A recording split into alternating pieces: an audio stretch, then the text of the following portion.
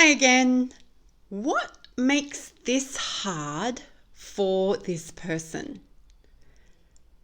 This is one of the best questions I've ever been taught to ask another person. It's a coaching question and it really helps put us into the shoes, the hands, the feet, the lifestyle of the person that we are experiencing. Right now, as we are continuing to keep each other safe by staying at home, we may be finding that people in our world are struggling with things that they've never struggled with before. We might find ourselves getting frustrated or confused by why are you finding that so difficult? Anything to do with planning or meal preparation or turning up to an appointment on time. And I think it's really important for us at the moment to recognize our own frustrations. I know for me, when I get really tired, my frustration tolerance goes.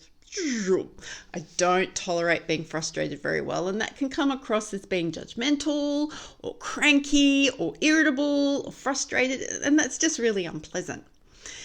So before I react or blow off steam or roll my eyes, I now practice asking the question, what makes this difficult for this person? Now, let me be clear, that's an inside head question. It's not a question that you ask verbally.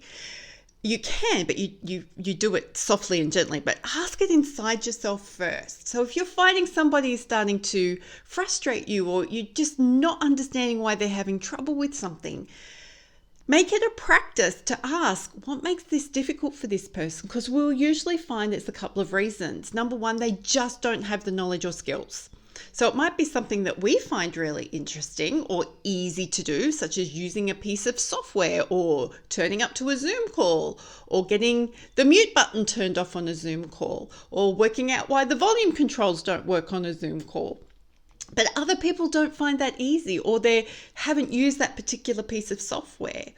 Or they could be exhausted because they've been on using another piece of software at work all day for online meetings. And all of a sudden you've asked them to not use Teams, MS Teams, and now you're asking them to use Zoom. They might have stuff going on in another room. They might have a medical report for someone, or they may have had some bad news, or maybe they've had good news and they don't know how to share it because we're not into sharing good news at the moment because, oh my gosh, some of us are feeling guilty and ashamed by having good news in this time of our life.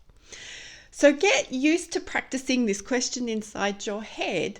What makes this difficult for this person? And you will find yourself coming into a place of genuine compassion. Now, on the flip side of that, we do not need to be all the answers to all the people with all the problems. I'm going to speak into that in my next video.